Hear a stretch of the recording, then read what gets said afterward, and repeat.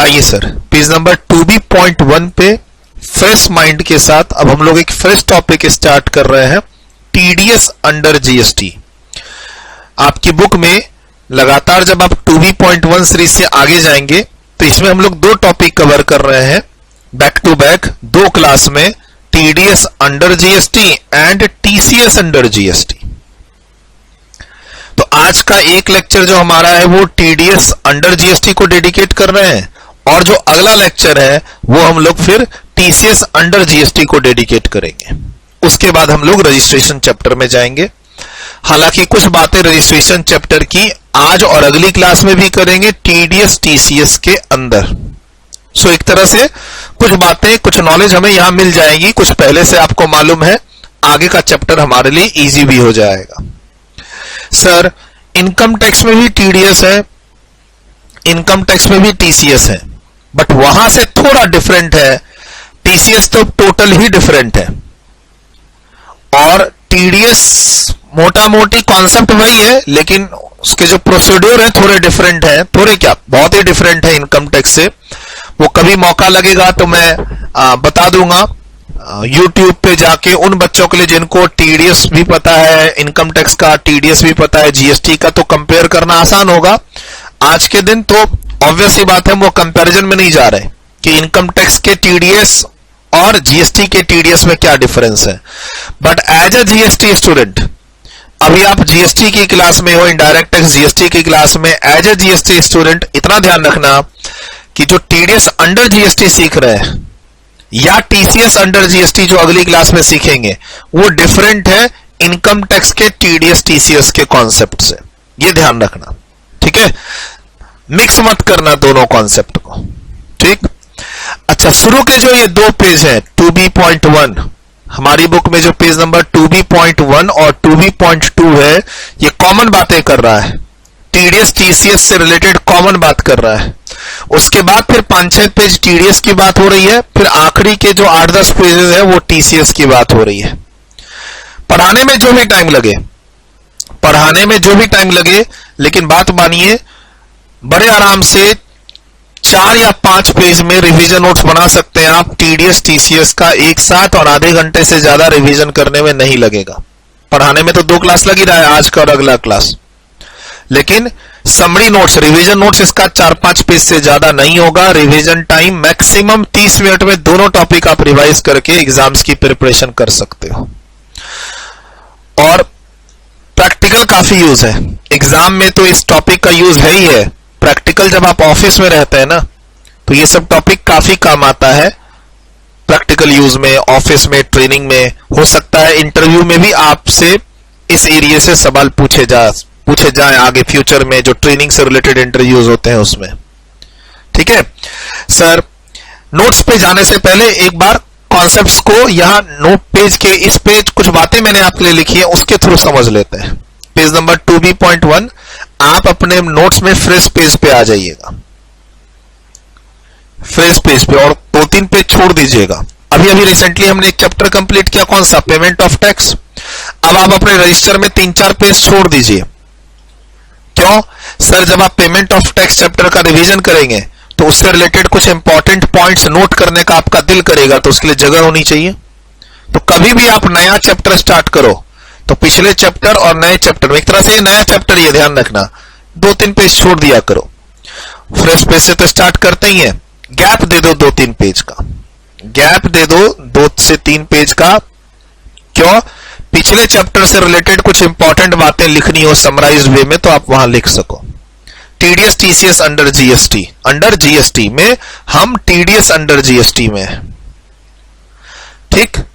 अब sir, TDS में क्या बात होती है? एक मोटा मोटी कॉन्सेप्ट क्या है? मोटा मोटी जो कॉन्सेप्ट है कि एक डिडक्टर होगा जो टीडीएस, जीएसटी का टीडीएस डिडक्ट करेगा। डिडक्टर क्या करेगा? डिडक्टर कौन है सर? पेयर है। अगर मैं टीडीएस के लैंग्वेज में बोलूं, चाहे इनकम टैक्स हो और या फिर जीएसटी हो, हम पेयर जो टीडीएस काटता है उसको इनकम टैक्स में एज वेल एज जीएसटी में, दोनों में हम डिडक्टर ही बोलते हैं, और वो पेयर होता है जो पैसा दे रहा होता है, पेयर। सर ये पेयर है, पैसा दे रहा है, इसलिए मैंने एरो में लिखा हुआ है पेमेंट। पेमेंट जा रही है किसके पास? डिडक्टी के पास। अगर ये डिडक्टर है तो जिसका टीडीएस काट रहे हैं, चाहे जीएसटी या इनकम टैक्स, सामने वाला क्या कहलाएगा? डिडक्टी। पैसा जा रहा है, सामने वाले को मिल रहा है, तो क्या कहलाएगा? पेई। पहला क्या करेगा? जो पहला बंदा डिडक्टर, वो टीडीएस डिडक्ट करेगा और गवर्नमेंट को डिपॉजिट करेगा। सर डिडक्टर पेमेंट करते समय या फिर जर्नल एंट्री पास करके जब सामने वाले को क्रेडिट करेगा कि भाई उसकी लायबिलिटी क्रिएट करेगा। देखो दो ही चीज हो सकती है डिडक्टर के बुक्स में। डिडक्टर के बुक्स में सामने वाले की वो लायबिलिटी क्रिएट करेगा सामने वाले को क्रेडिट करके, या फिर सामने वाले को पेमेंट करेगा। जो भी बुक्स में वो करेगा, एंट्री पास करके क्रेडिट करे या एक्चुअली में पेमेंट करे, उस समय वो टीडीएस डिडक्ट करेगा। और ओवर अ पीरियड इस टीडीएस जो डिडक्ट किया है, डिडक्ट करके तो नेट अमाउंट दे देगा। सर ग्रॉस पेमेंट देखना पड़ेगा कितने की पेमेंट जाने वाली है। अब उसमें से क्या करेगा? डिडक्टर टीडीएस काट लेगा, अब नेट पेमेंट उसको भेज देगा। टीडीएस काटने के बाद जो बैलेंस पैसा होगा सामने वाले को दे देगा। सामने वाला कौन है? डिडक्टी। अगर मैं डिडक्टर हूं तो तुम कौन हो? डिडक्टी। मैं पेयर हूं तो तुम कौन हो? पेई। मैं काटूंगा टीडीएस, तभी तो मेरा नाम है डिडक्टर। और मैं उस टीडीएस, जीएसटी वाले टीडीएस को क्या करूंगा? गवर्नमेंट को डिपॉजिट कर दूंगा। ये टीडीएस कौन सा वाला है? जीएसटी वाला, जिसका क्रेडिट सामने वाले को मिलेगा। जिसका क्रेडिट सामने वाले को मिलेगा, टीडीएस क्रेडिट किसको मिलेगा? डिडक्टी को, पेई को।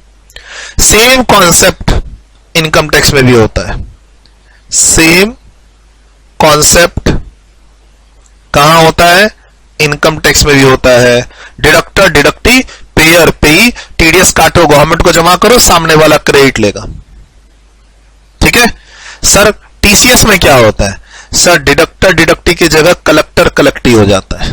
वर्ड्स चेंज हो जाते हैं, टीडीएस से टीडीएस, और डिडक्टर की जगह कलेक्टर, डिडक्टी की जगह कलेक्टी। तो उसकी बात हम लोग अगली क्लास में करेंगे। ठीक है, अच्छे से चार्ट वार्ट बता के पूरा दिमाग में बैठा दूंगा आपको। कभी डर नहीं लगेगा टीसीएस अंडर जीएसटी से, क्लास के अंदर ही याद हो जाएगा। बहुत अच्छे से एग्जांपल्स देके बताऊंगा। अभी टीडीएस को कर लेते हैं। सर अभी तक तो क्लास में आप बता रहे थे जीएसटी में सप्लायर और रेसिपिएंट। सर आप हमें अभी तक क्लास में बता रहे थे सप्लायर होता है जो गुड्स और सर्विसेज की सप्लाई करता है, ठीक है, और सामने वाला रेसिपिएंट होता है जो आईटीसी लेता है। आप तो अभी तक हमें यही बता रहे थे सर। अब एकाएक आप हमें कहां पहुंचा दिए? डिडक्टर डिडक्टी के पास। सर हम तो कंफ्यूज हो गए।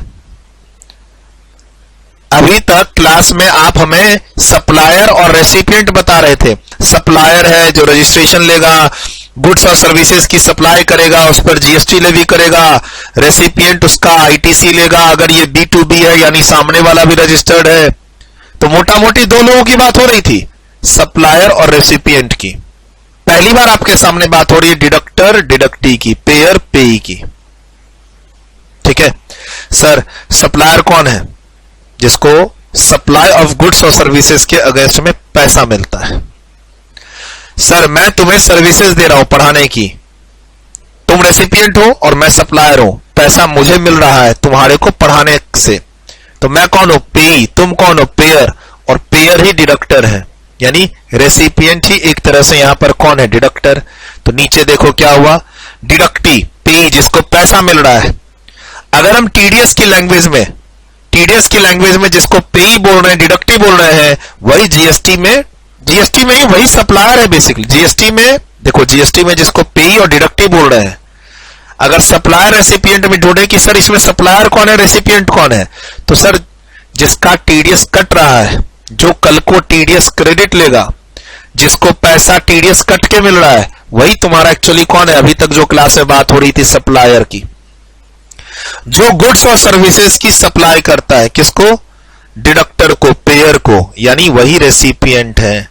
सर वही रेसिपिएंट है, क्योंकि जब मैं तुम्हें गुड्स और सर्विसेज दूंगा और जब तुम उसकी पेमेंट मुझे करोगे तो तुम क्या कहलाओगे? पेयर। तो पेयर ही तो यहां पर कौन है? डिडक्टर। ठीक है, तो सर सप्लायर कौन है? आप गुड्स और सर्विसेज की सप्लाई कर रहे हैं। क्या जीएसटी में रजिस्टर्ड है आप? हां सर। जो पेई है, डिडक्टी है, जिसका टीडीएस कटेगा, पेई, सर सप्लायर कौन है? पेई, जिसको पैसा मिल रहा है। और टीडीएस की क्लास में यही कौन है सर? डिडक्टी है, जिसको पैसा मिल रहा है। कौन है सर ये? सर जीएसटी में रजिस्टर्ड है, इसके पास जीएसटीआईएन नंबर है, ये गुड्स और सर्विसेज की सप्लाई कर रहा है। सर क्या कर रहा है? गुड्स और सर्विसेज की सप्लाई, सप्लाई ऑफ गुड्स और सर्विसेज। अब आ गया कौन सामने में? रेसिपिएंट। सर अब जो हम लोग टीडीएस के प्रोविजंस पढ़ने वाले हैं, सेक्शन 51, उसमें लिखा हुआ है कि टीडीएस कब अप्लाई होगा? जब कॉन्ट्रैक्ट की वैल्यू 2,50,000 रुपए से ऊपर की होगी। ये कहां लिखा हुआ है? सेक्शन 51। रेसिपिएंट कौन है? सर रेसिपिएंट ही डिडक्टर है। सर डिडक्टर के लिए हमें कहां जाना होगा? सेक्शन 51 में क्या बोलता है? जब ये किसी रजिस्टर्ड पर्सन से गुड्स या सर्विसेज कुछ भी ले अंडर अ कॉन्ट्रैक्ट, एक कॉन्ट्रैक्ट करता हूं जिसमें मैं बोलता हूं तुम्हें कि तुम 3 लाख रुपए की मुझे गुड्स या सर्विसेज की सप्लाई करोगे, तो ये सप्लाई कौन सी सप्लाई है? टैक्सेबल सप्लाई, तभी तो इस पे जीएसटी है। सर सामने वाला जो गुड्स और सर्विसेज की मुझे सप्लाई कर रहा है, सामने वाला कौन होना चाहिए? रजिस्टर्ड होना चाहिए, उस पर वो जीएसटी लेवी करके मुझे सप्लाई कर रहा है। जो गुड्स और सर्विसेज की वैल्यू है taxable value, sir value excluding supply, excluding GST, value excluding GST कितने से अधिक होनी चाहिए? 2,50,000 रुपए अंडर अ कॉन्ट्रैक्ट से ज्यादा होनी चाहिए। सर एक सिंगल कॉन्ट्रैक्ट में अब तुम 2-3 बार मुझे माल भेजोगे, कभी 1 लाख का, कभी 50,000 का, कभी 80,000 का। कॉन्ट्रैक्ट एक है, उसके अंदर मल्टीपल इनवॉइसेज है। हम इनवॉइस वैल्यू नहीं देखेंगे, क्या देखेंगे? कॉन्ट्रैक्ट की वैल्यू देखेंगे। एक कॉन्ट्रैक्ट के अंदर अगर 3-4 इनवॉइसेज है, 3-4 बार तुम मुझे माल भेजोगे तो हम एग्रीगेट करके देखेंगे कि उसकी वैल्यू कितनी है। वैल्यू 2,50,000 से अधिक है, ठीक। और सेक्शन 51 में लिस्ट नोटिफाइड है। सर लिस्ट मेंशन्ड है, कौन कौन होंगे डिडक्टर की कैटेगरी में, लिस्ट स्पेसिफाइड है, यानी हर तरह के रेसिपिएंट पर सेक्शन 51 नहीं लगेगा। सर रेसिपिएंट कौन होना चाहिए? वैल्यू तो पता चल गई, 2,50,000 से अधिक की होनी चाहिए। सामने वाला कौन होना चाहिए? जो गुड्स और सर्विसेज की सप्लाई करेगा, जीएसटी में रजिस्टर्ड होना चाहिए। अब रेसिपिएंट कौन होना चाहिए? क्या हर तरह के कॉन्ट्रैक्ट पर टीडीएस के प्रोविजन लग जाएंगे अगर उसकी वैल्यू 2,50,000 से अधिक हो? नहीं नहीं नहीं नहीं, हमें देखना पड़ेगा डिडक्टर की लिस्ट जाके सेक्शन 51 में, उसके लिए हम सेक्शन 51 पढ़ेंगे अभी। बट इतना ध्यान रखो, कॉन्ट्रैक्ट की वैल्यू कितनी है? 2,50,000 से अधिक। तो एक एग्जांपल ले लिया समझाने के लिए आपको कि सर हाँ सर 3 लाख रुपए का गुड्स या सर्विसेज का सप्लाई हुआ है, जिस पर 9% का जीएसटी लगा है। टोटल 3,54,000 रुपए का इनवॉइस और गुड्स सर्विसेज आ गया किसके पास? रेसिपिएंट के पास। अब तुमने क्लास में क्या पढ़ा हुआ है कि if you are registered and eligible, तो तुम अपनी जो परचेज है उस पर तुम आईटीसी ले लोगे, वो तो तुमने पढ़ा हुआ है, नॉर्मल नॉलेज। अभी तुम इसकी बात ही नहीं कर रहे। सर ये तो नॉर्मली तुम जानते ही हो, नॉर्मली तुम जानते ही हो कि अगर ये B2B ट्रांजैक्शन है, सामने वाला रजिस्टर्ड है, उसने 3 लाख का माल भेजा है, 27,000 का 9% पे जीएसटी लगा के, अगर मैं भी रजिस्टर्ड हूं और एलिजिबल हूं तो मैं इसका आईटीसी ले लूंगा। अभी हम इसकी बात ही नहीं कर रहे। यही रेसिपिएंट अब आज की क्लास में क्या है? डिडक्टर, जिस पर सेक्शन 51 लग रहा है। अब इसको सेक्शन 51 बोलता है पेमेंट कितना करने वाले हो? 3,54,000 इंक्लूडिंग जीएसटी। हाँ, अब इस पर क्या करो? टीडीएस काट लो 1% का 3,000 रुपए, सेंट्रल जीएसटी का, और 1% स्टेट जीएसटी का टीडीएस काट लो 3,000 रुपए। सर ये 1% किस पर लगाएंगे? वैल्यू 3 लाख थी। सर ये 1% किस पर लगाएंगे? वैल्यू 3 लाख थी। सर 3 लाख का 54,000 करके और इंटू 1% करना है क्या? वैल्यू इंक्लूडिंग जीएसटी का 1%? नहीं नहीं, सिर्फ वैल्यू पर 1%। बोला सर अगर इंटर स्टेट होता तो? ये तो इंट्रा है, कैसे पता चला? सर सेंट्रल और स्टेट है। अगर इंटर स्टेट होता तो?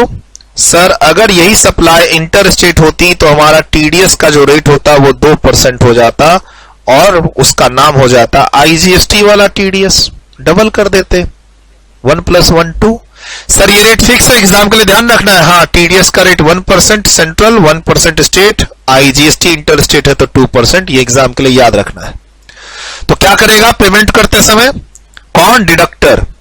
पेमेंट करते समय 3,54,000 की पेमेंट नहीं करेगा, वैल्यू 3 लाख, उस पर 9% का जीएसटी 27,57,54, बट पेमेंट 3,54 की नहीं करेगा। किसको? सामने वाले पेई को। कौन है सामने वाला? पेई, जिसको पैसा मिल रहा है। कौन है? जिसका टीडीएस कट गया, डिडक्टी। बट एक्चुअली में वो कौन है सर? वो सप्लायर ही तो है जिसको आप पेई डिडक्टी बोल रहे हैं। अब उसको कितने मिल जाएंगे? 3,48। टीडीएस कट गया? हाँ सर कट गया, मतलब मैं उसको 6,000 रुपए कम दे रहा हूं।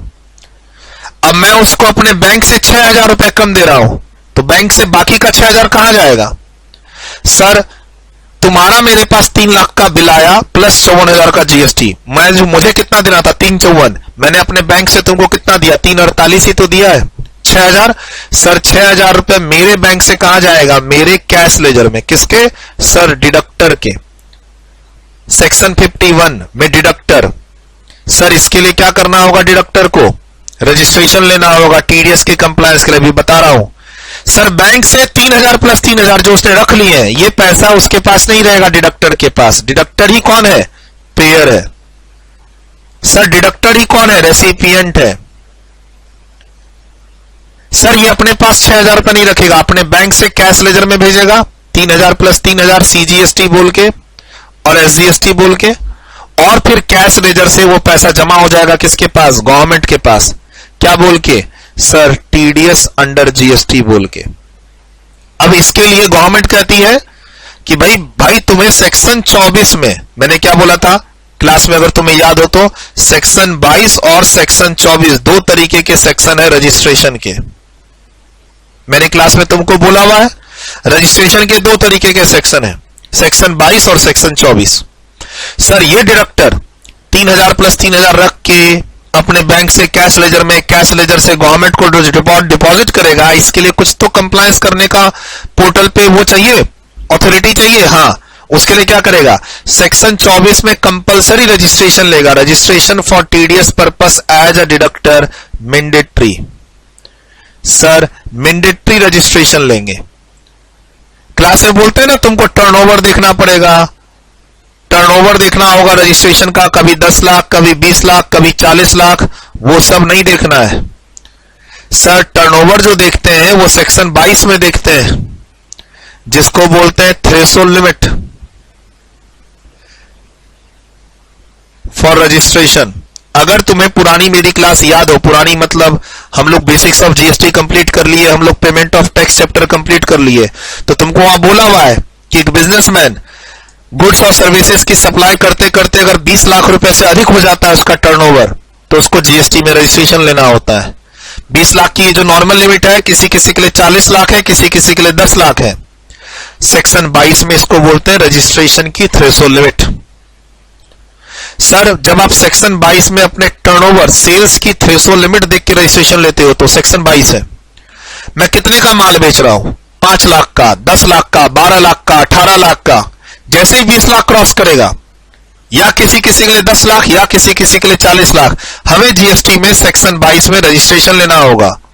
उसके बाद हम अपनी जो भी सप्लाई करेंगे उस पर जीएसटी लगा के माल बेचना होगा। बट हम यहां तो माल बेच ही नहीं रहे। क्या हम यहां माल बेच रहे हैं? हमें गुड्स और सर्विसेज आ रहा है, हम कुछ बेच नहीं रहे। डिडक्टर कौन है? रेसिपिएंट है, इसको गुड्स और सर्विसेज आ रहा है। अब उस पर टीडीएस काट करके पैसा देना है। कोई बिजनेसमैन ये नहीं है कि ये माल बेच रहा है। सर माल तो सामने वाला बेच रहा है, सप्लायर, वो तो ऑलरेडी जीएसटी में रजिस्टर्ड है। सर सप्लायर माल बेच रहा है, वो ऑलरेडी जीएसटी में रजिस्टर्ड है। रेसिपिएंट को क्या देखना है? क्या उसका नाम सेक्शन 51 में मेंशन है? क्या कॉन्ट्रैक्ट वैल्यू 2.5 लाख से अधिक है? हाँ है, कॉन्ट्रैक्ट वैल्यू 2.5 लाख से अधिक है। सेक्शन 51 अभी पढ़ेंगे, उसमें उसका नाम मेंशन है। ओहो, टीडीएस काटना होगा, काट के डिपॉजिट करना होगा, लेकिन उसके पहले क्या लेना होगा? सेक्शन 24 में मैंडेटरी रजिस्ट्रेशन। सर मेरा तो पहले से रजिस्ट्रेशन है, नॉर्मल वाला सेक्शन 22 वाला, उससे कोई मतलब नहीं है। देखो यहां क्या लिखा हुआ है।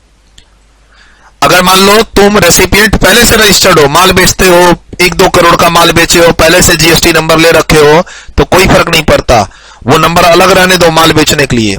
ये तो तुम माल बेच रहे हो या खरीद रहे हो? खरीद रहे हो। खरीदते समय पेमेंट करनी है। हाँ सर, टीडीएस काटना है, हाँ सर, इसके लिए अलग से मैंडेटरी रजिस्ट्रेशन लेना होगा। देखो क्या लिखा हुआ है, ध्यान से देखो यहां पे क्या लिखा हुआ है, in addition to the regular registration. Sir तुम जो नॉर्मल रेगुलर रजिस्ट्रेशन लेते हो वो माल बेचने के लिए लेते हो, नहीं बोलते हैं मेरा माल बेचते बेचते 20 लाख क्रॉस कर गया, अब मुझे रजिस्ट्रेशन लेना होगा, अब जो मैं माल बेचूंगा उस पर मुझे जीएसटी लगाना होगा। तो यहां बेच नहीं रहे, यहां खरीद रहे हैं। खरीदने पर पेमेंट करनी है, पेमेंट करने पर 1% का टीडीएस काटना है बिकॉज ऑफ सेक्शन 51। तो तुमने नॉर्मल रजिस्ट्रेशन लिया, लो कोई दिक्कत नहीं है, तुमको टीडीएस का अलग से रजिस्ट्रेशन लेना होगा सेक्शन 24 में, मैंडेटरी रजिस्ट्रेशन। इसका फॉर्म नंबर भी अलग है, REG 07। REG 07 में एप्लीकेशन देनी पड़ती है, इसका फॉर्म नंबर अलग है। सर जो नॉर्मल रजिस्ट्रेशन लेते हैं ना, नॉर्मल वाला, उसके लिए फॉर्म नंबर है REG 01। उसका प्रोसीड्यूर तो हम लोग 2 क्लास के बाद पढ़ेंगे रजिस्ट्रेशन चैप्टर में। सेक्शन 22 वाली लिमिट, थ्रेशोल्ड लिमिट 10, 20, 40 लाख कब कितना लगता है वो सब आगे पढ़ेंगे। सर तुम वो रजिस्ट्रेशन लो, कोई दिक्कत नहीं है, उसके अलावा एक और रजिस्ट्रेशन लेना होगा एज अ डिडक्टर। कैसे लेना होगा? As a deductor. सर मुझे तो पेमेंट करनी है, टीडीएस काटना है, रजिस्ट्रेशन दे दो, दे देगी गवर्नमेंट। सर रजिस्ट्रेशन के लिए क्या चाहिए होता है? क्लास में बोला था पैन नंबर चाहिए होता है। पैन नंबर है तो ठीक, वरना इनकम टैक्स के 10 नंबर के बेसिस पे। ये 10 नंबर कहां मिलता है सर? इनकम टैक्स में। सर इनकम टैक्स में पैन नंबर या फिर इनकम टैक्स के 10 नंबर के बेसिस पर तुम जीएसटी में रजिस्ट्रेशन ले सकते हो सेक्शन 24 का डिडक्टर बोल के। सर 10 नंबर क्या होता है इनकम टैक्स में? टीडीएस की क्लास में सीखेंगे। टीडीएस की क्लास में 10 नंबर होता है, tax deduction and collection number. Tax deduction and collection number.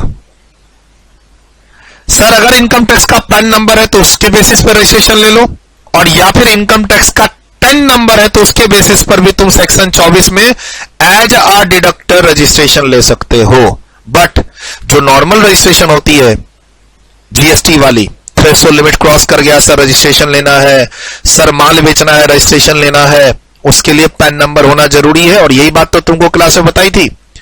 GSTIN 15 digit का होता है, उसमें 10 डिजिट इनकम टैक्स का पैन नंबर होता है। जीएसटी में रजिस्ट्रेशन लेने के लिए इनकम टैक्स का पैन नंबर जरूरी है। ये बात पढ़ा रखी है। अब आज की क्लास में हम लोग कौन सा रजिस्ट्रेशन ले रहे हैं? सेक्शन 24 का डिडक्टर बोल के रजिस्ट्रेशन ले रहे हैं टीडीएस अंडर जीएसटी के लिए। उसके लिए पैन हो तो ठीक, वरना इनकम टैक्स के 10 नंबर के बेसिस पे भी रजिस्ट्रेशन ले सकते हो। सर रजिस्ट्रेशन हो गया? हाँ सर रजिस्ट्रेशन हो गया। टीडीएस काट लिए 1% प्लस 1%? हाँ सर काट लिए। बैंक से पैसा कैश लेजर में जमा कर दिए? हाँ सर जमा कर दिए। अब गवर्नमेंट को दो। ये तुम्हारी टीडीएस की लायबिलिटी है। किसकी? सर डिडक्टर की। डिडक्टर ही कौन है? रेसिपिएंट। Sir pair. और हमने क्लास में क्या पढ़ा है? ये लायबिलिटी हमेशा इलेक्ट्रॉनिक कैश लेजर से जमा होगी, तो इसलिए पैसा तुम्हारे बैंक से कहां आया है? कैश लेजर में। Cash ledger only. Cash ledger से कहां जाएगा? गवर्नमेंट के पास। कब जाएगा सर? अगले महीने की 10 तारीख तक। Sir monthly. मंथली, यहां क्वार्टरली स्कीम नहीं है। अगले महीने की 10 तारीख तक डिडक्टर को एक फॉर्म सबमिट करना होगा, GSTR 7। इसको बोलते हैं जीएसटी के अंदर टीडीएस रिटर्न। सर इसी फॉर्म को सबमिट करते समय उसी के अंदर टीडीएस का पैसा जमा करना पड़ता है, जो कैश लेजर से जमा करोगे। और कैश लेजर में पैसा कहां से आएगा? बैंक से आएगा। और तुम पढ़ चुके हो टीडीएस का पैसा, टीसीएस का पैसा, कॉम्पोजिशन स्कीम का पैसा, रिवर्स चार्ज का पैसा, इंटरेस्ट पेनल्टी लेट फी का पैसा, ये सब कैश लेजर से ही जमा होता है। सर पैसा जमा हो गया? हाँ। डिडक्टर ने रिटर्न फाइल कर दी, जीएसटी रिटर्न टीडीएस वाली? हाँ सर रिटर्न फाइल कर दी। अगले महीने की 10 तारीख तक हो गया? हो गया। अब पैसा चला गया गवर्नमेंट के पास, और डिडक्टर से GSTR 7 के थ्रू पोर्टल पे इंफॉर्मेशन चली गई। क्या हुआ सर? सर टीडीएस का पैसा चला गया गवर्नमेंट के पास, और GSTR 7 से इंफॉर्मेशन चली गई पोर्टल, जीएसटी पोर्टल के पास। डन। डिडक्टर का काम कंप्लीट। सर पे टीडीएस लेट से जमा हुआ तो फिर यहां इंटरेस्ट है, वही सेक्शन 50 18%। और जीएसटीआर 7 लेट से जमा हुई तो यहां पर लेट फी है, जो हम पढ़ेंगे आज की क्लास में। डिडक्टर अगर टैक्स का पैसा लेट से जमा करता है तो इंटरेस्ट देगा। जीएसटीआर 7 जो अगले महीने की 10 तारीख तक जमा होनी है उसको अगर लेट से जमा करता है तो लेट फी देगा, जिसके बारे में आज हम पढ़ लेंगे। इंफॉर्मेशन चली गई पोर्टल में, पैसा चला गया गवर्नमेंट के पास। अब पोर्टल क्या करेगा? पोर्टल जीएसटीआर 7A जनरेट करेगा। पोर्टल जनरेट करेगा जीएसटीआर 7A, जिसको बोलते हैं टीडीएस सर्टिफिकेट। सर डिडक्टर या पोर्टल? पोर्टल। पोर्टल ये सर्टिफिकेट जनरेट कर देगा, किसको दे देगा? सर ये सर्टिफिकेट वो पोर्टल जनरेट करके किसको दे देगा? डिडक्टी को, सप्लायर को। उसको पता चल जाएगा उसको 3,48,000 क्यों मिले। उसको कितने की उम्मीद थी? 3,54,000 की। कितना मिला? 3,48। तो वो 3,000 कहां गए ये सोच रहा होगा 6,000। बस उसको इस जीएसटीआर 7A से पता चल जाएगा कि भाई तेरे तो 1% के टीडीएस कट गए हैं, तेरा पैसा गवर्नमेंट के पास है। अरे ये पैसा तो मेरे पास होना चाहिए था, मैं कैसे दूंगा 54,000 का टैक्स गवर्नमेंट को अगर मुझे पैसा कम मिलेगा तो? कौन बोल रहा है ये बात? सप्लायर। सप्लायर क्या बोलता है? मैंने तो 3 लाख का माल बेचा था, मुझे तो 27 + 27 टोटल 354 मिलने चाहिए थे, इसमें से 54 में गवर्नमेंट को देता, 3 लाख मुझे मिल जाता। अब गवर्नमेंट ने 6,000 रख लिए, मुझे मिला 348। ये क्या बात हुई? गवर्नमेंट बोलता है इतना टेंशन मत लो, जाके अपने कैश लेजर में देखो 3,000 जमा है। किसको बोलता है? गवर्नमेंट। सप्लायर को बोलता है सुन, सामने वाले ने पैसा गवर्नमेंट को जमा किया, सामने वाले ने, किसने? रेसिपिएंट ने, डिडक्टर ने, पेयर ने जीएसटीआर 7 जमा कर दी, तू ले सर्टिफिकेट और चिल्ला मत कहां गए 6,000, कहां गए 6,000। जाके चेक कर अपना electronic cash ledger. Cash ledger, credit ledger नहीं, क्रेडिट लेजर नहीं चेक करना है। क्या चेक करना है? Cash ledger. वहां देख तुझे 3,000 + 3,000 का क्रेडिट मिल गया है, रिफंड ले ले या सेट ऑफ कर ले। सर रिफंड ले ले। आप इस कैश लेजर के पैसे को रिफंड ले लो और सेट ऑफ कर लो। सर सप्लायर थे, तुम्हारी जीएसटी की लायबिलिटी थी 27 की, 3,000 का सेट ऑफ कर लो। अब तेरे पास 24 48,000 बैंक में तो आए थे ना 348, कर ले सेट ऑफ, पे कर दे, हो गया।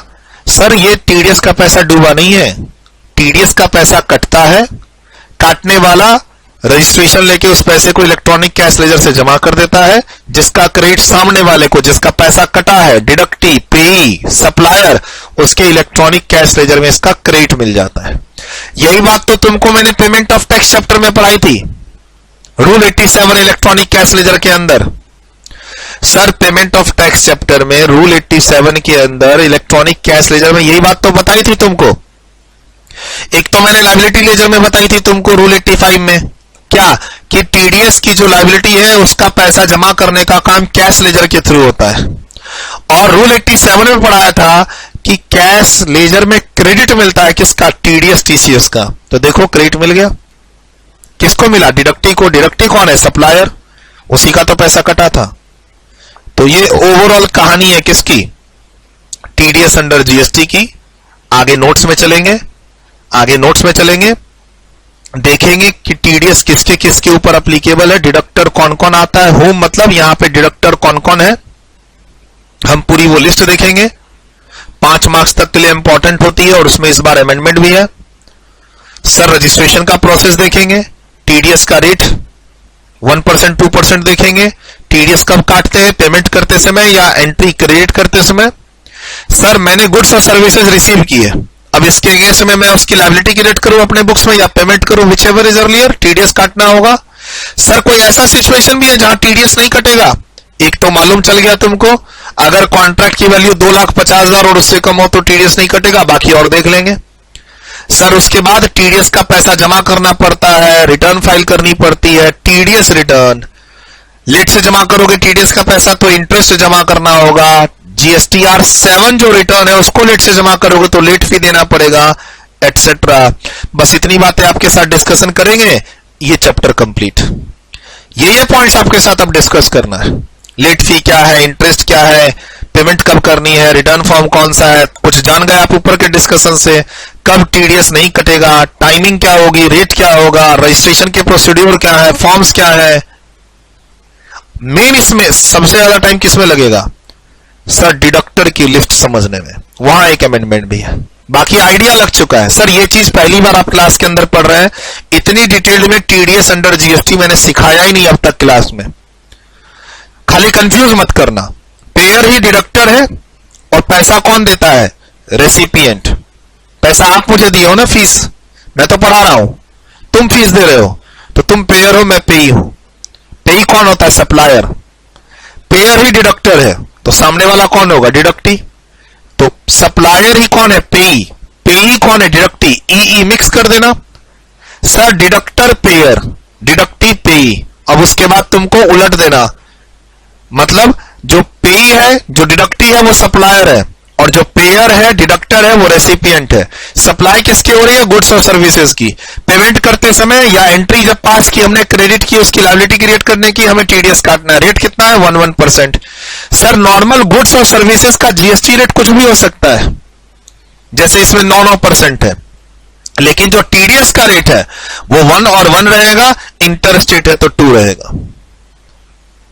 क्या हर तरह के कॉन्ट्रैक्ट, हर तरह के ट्रांजैक्शन जो भी 2.5 लाख से ऊपर होंगे सब पे टीडीएस कटेगा, नहीं नहीं नहीं नहीं नहीं।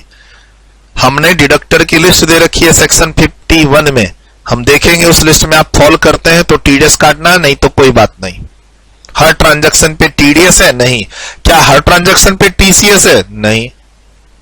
जिसमें कहेंगे उस पे होगा, ऐसा इनकम टैक्स में होता है।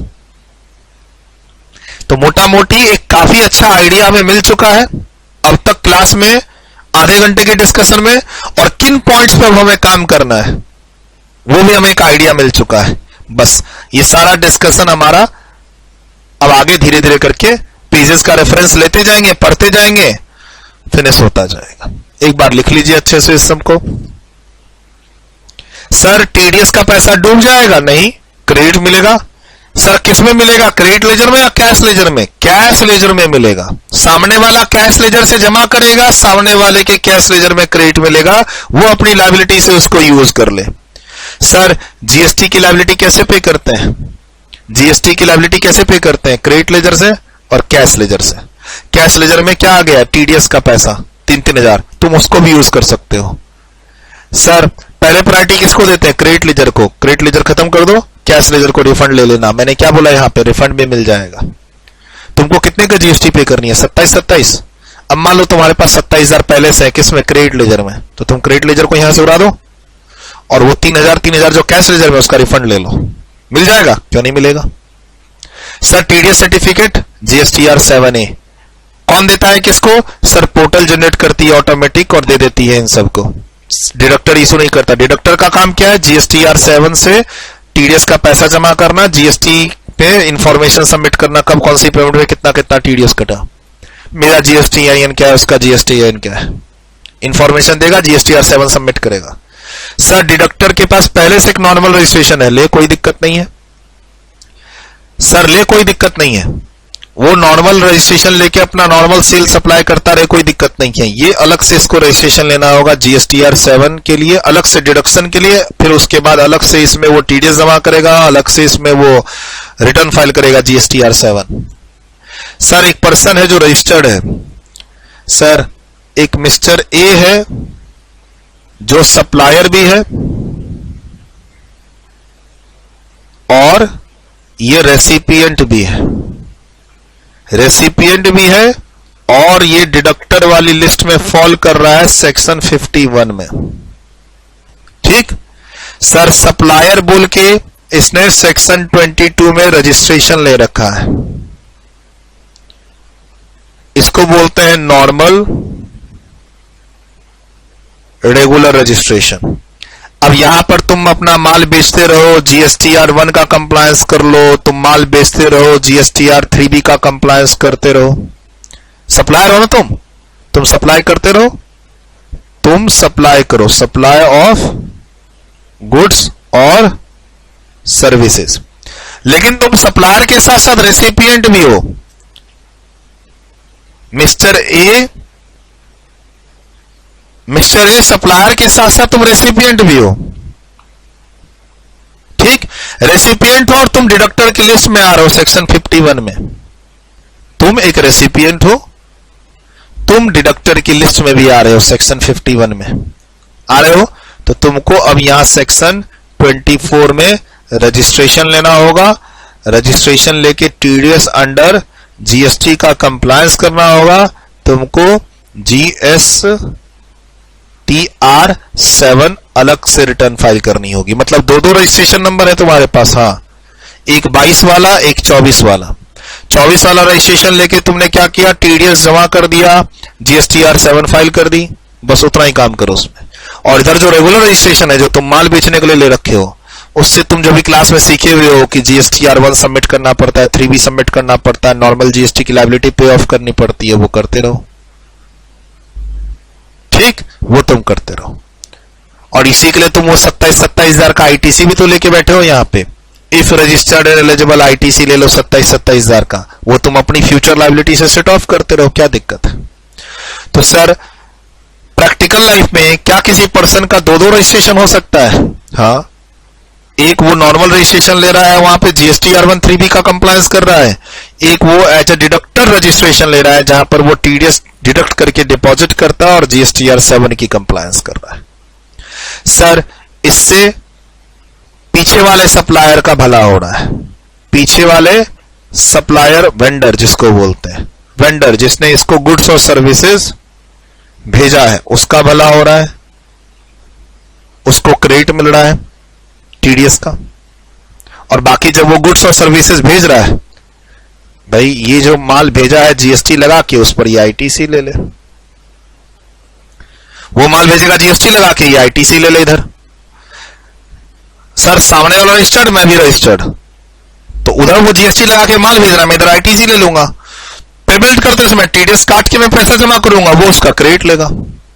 सर आईटीसी लेने की बात ऊपर बताई थी ना, 27,000 की आईटीसी लेने की बात, कि मैं 27,000 का आईटीसी भी ले सकता हूं, कौन, रेसिपिएंट, डिडक्टर, पेयर, क्योंकि गुड्स और सर्विसेज मेरे पास आ रही है। सर और क्लैरिटी आएगी, डोंट वरी, पहली बार आप पढ़ रहे हैं, पहली बार आप पढ़ रहे हैं टीडीएस अंडर जीएसटी, और 40 मिनट में, मोटा मोटी 40 मिनट में बहुत कुछ मैंने तुम्हारे दिमाग के अंदर डालने की कोशिश की है। अब ये एक समरी था, ये एक ओवरव्यू था, इसी को हम अगले 1 से 1.5 घंटे में थोड़ा थोड़ा करके तोड़ेंगे, यानी जितनी भी बात अभी तुमको बताई है वो अगले 1.5 घंटे में रिवाइज होगी, डिटेल्ड में रिवाइज होगी।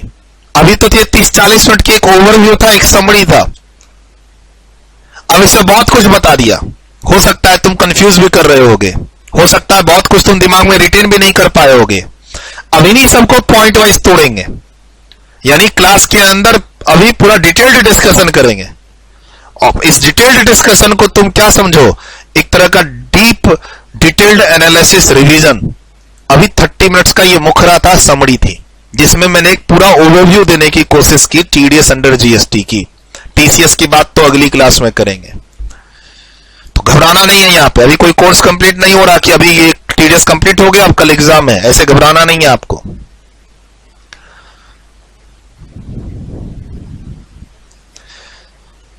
डन, वीडियो रोक के लिखा,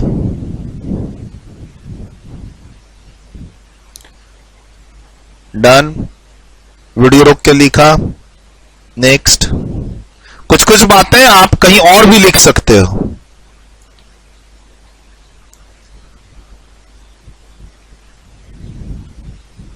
देख लो कैसे क्या लिखना है, एक बार आप खुद देख लो।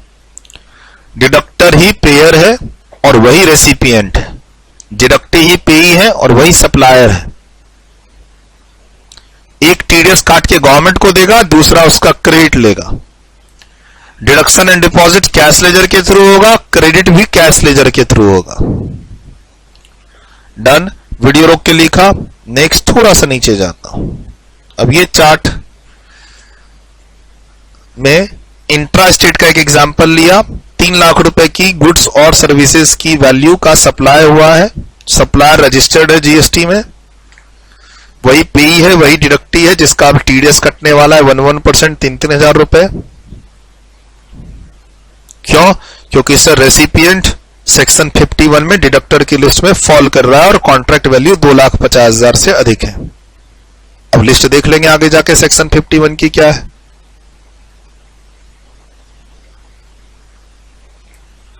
डन, वीडियो रोक के लिखा, नेक्स्ट।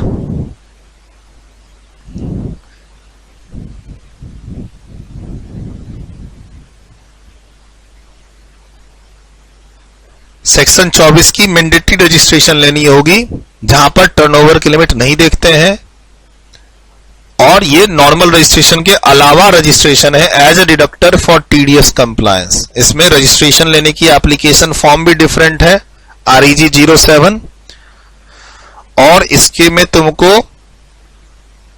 एक रिटर्न फाइल करनी पड़ती है GSTR 1 और 3B से डिफरेंट GSTR 7 टीडीएस के कंप्लायंस के लिए। डन, वीडियो रोक के लिखा, थोड़ा सा और आगे चलते हैं।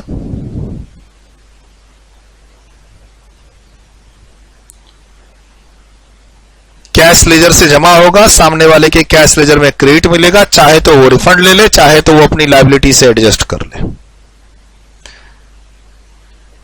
सर लायबिलिटी से एडजस्ट करने का मौका नहीं मिला क्योंकि मेरे पास इलेक्ट्रॉनिक क्रेडिट लेजर में बहुत सारा क्रेडिट था, ITC था, तो कोई बात नहीं, रिफंड ले लेना।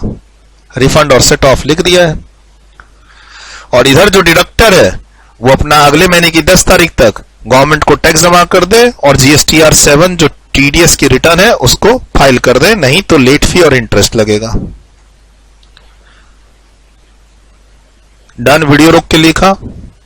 सर अब यहां टास्क है, टास्क है ये चार्ट जो अभी नोट डाउन किए हो आप, क्लास नोट्स, अभी जो चार्ट तुम नोट डाउन किए हो इसकी मुझे फोटो भेजो, मैं देखना चाहता हूं कि तुमने लिखने में कोई गलती तो नहीं की। अभी जो तुमने मेहनत करके अपने रजिस्टर में ये सब लिखा है, यहां से मैं ऊपर का नहीं चाहता हूं, इससे मुझे कोई मतलब नहीं है। यहां से मेन है, यहां से एक सिंगल फुल पेज में तुमने यहां से बैठाई, देखो अभी जो दिख रहा है ना, मुझे लग रहा है कि तुम्हारा जो एक पेज है ना उसमें यहां से तुमने ऊपर वाली चीज तो तुमने छोड़ दी होगी, मुझे लिखी हो तो अच्छी बात है। मुझे देखो यहां से भेज दो, बहुत अच्छी बात है, यहां से तो चाहिए ही चाहिए। तुम्हारे रजिस्टर में तुमने इन सब चीजों को कैसे सजाया है मैं ये देखना चाहता हूं। ऑब्वियस सी बात है मेरे से अच्छा ही समझ आया होगा। ऑब्वियस सी बात है तुमने 2-3 कलर यूज किए होंगे, हाइलाइटर भी यूज किए होंगे, जैसे भी किया हो। नहीं सर मैंने पेंसिल से किया है, नहीं सर मैंने सिंगल कलर से किया है, नहीं सर मैंने मल्टीपल कलर से किया है, कैसे भी किया हो, मुझे वो पेज की फोटो चाहिए, मुझे उस पेज की फोटो चाहिए। अब देख लो इसमें से कुछ छूटा ना हो।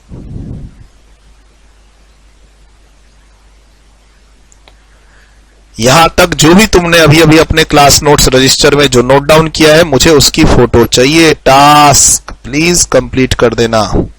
इससे मुझे 2 चीज पता चल जाएगी कि तुमने आज की क्लास स्टार्ट कर ली है टीडीएस वाली, एक, दूसरा तुमने मेरी इंफॉर्मेशन को सही सही समझ के अपने रजिस्टर में नोट डाउन कर लिया है ना। और मैं देख भी लूंगा कहीं तुमने कोई फॉर्म नंबर, कोई डेट, कोई प्रोसेस, कोई नाम गलत तो नहीं लिख दिया है, वो मैं एक बार ऑब्जर्व भी कर लूंगा। अच्छा है, दिखा देना। डन, चलो अब ये लिस्ट पर हम लोग काम करने वाले हैं, इसके लिए हम लोग पढ़ने जा रहे हैं। एक डिडक्टर कौन हो सकता है, रजिस्ट्रेशन का प्रोसेस, रेट क्या होगी, टीडीएस कब काटना है, किसी ऐसा सिचुएशन पे जहां उसको टीडीएस के प्रोविजन नहीं लगेंगे, पेमेंट और रिटर्न के कंप्लायंस, लेट फी और इंटरेस्ट की बात। डन, वीडियो रोक के लिखा, नेक्स्ट। सर एक पर्सन, ये मिस्टर ए की जगह क्या करते हैं, मिस्टर ए की जगह एक एंटिटी लिख देते हैं। ये कोई एंटिटी है, देख लेंगे कौन है। ये एक एंटिटी है, ठीक, वो रेसिपिएंट भी है। किसके लिए, इस पीछे वाले सप्लायर वेंडर के लिए, जिसने गुड्स और सर्विसेज का सप्लाई किया इस एंटिटी को, तो उसके लिए रेसिपिएंट है। और डिडक्टर की लिस्ट में फॉल कर रही है सेक्शन 51 में, कॉन्ट्रैक्ट वैल्यू 2.5 लाख से अधिक है, तो सेक्शन 24 में मैंडेटरी रजिस्ट्रेशन ले ले, टीडीएस जमा कर दे, GSTR 7 फाइल कर दे। उसके अलावा वही एंटिटी सप्लायर भी है, गुड्स और सर्विसेज की सप्लाई भी करती है, ठीक है। तो लिमिट देख लेंगे 10 लाख, 20 लाख और 40 लाख, जिसके बेसिस पर अब देख लेंगे सेक्शन 22 में रजिस्ट्रेशन दिलवा देंगे। ये नॉर्मल रेगुलर रजिस्ट्रेशन कहलाएगा, नॉर्मल रेगुलर रजिस्ट्रेशन कहलाएगा। इसमें तुम जानते हो कि GSTR1 सबमिट करना पड़ता है, 3B सबमिट करना पड़ता है। ये अपनी परचेज पर ITC भी ले सकता है, वही परचेज जो उस सप्लायर से आ रही है जिसका उसने TDS काट के पेमेंट किया था, है ना। तो मोटा मोटी ये एक ओवरव्यू है जो तुमको हेल्प करेगा, कंफ्यूजन से रोकेगा। डिडक्टर ही कौन है सर? डिडक्टर ही पेयर है, और डिडक्टर ही कहीं ना कहीं उस गुड्स और सर्विसेज का रेसिपिएंट है जिसकी पेमेंट पर वो TDS काटने वाला है। डन? वीडियो रोक के लिखा? चलो सर, अब आ जाओ आप पेज नंबर 2B1 पे। कुछ कॉमन बातें कर लें TDS TCS को लेके, कुछ कॉमन बातें कर ले TDS और TCS को लेके, page number 2B.1 and 2B.2।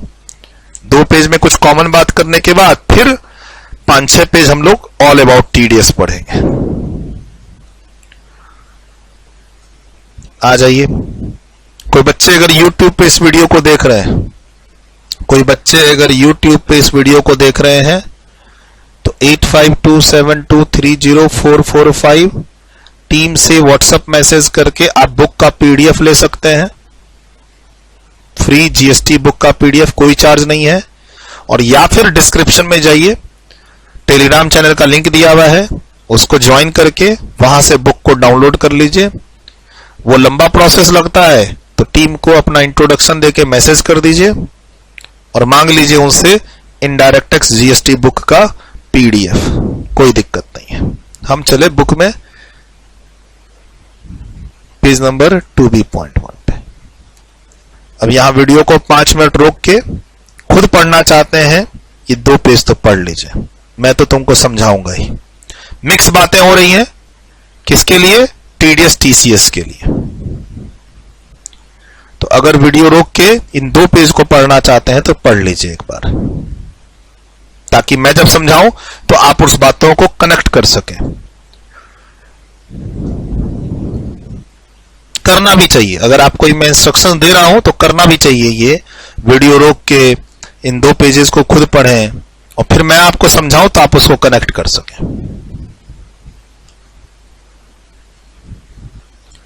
रोकिए वीडियो, पढ़िए 2 पेज।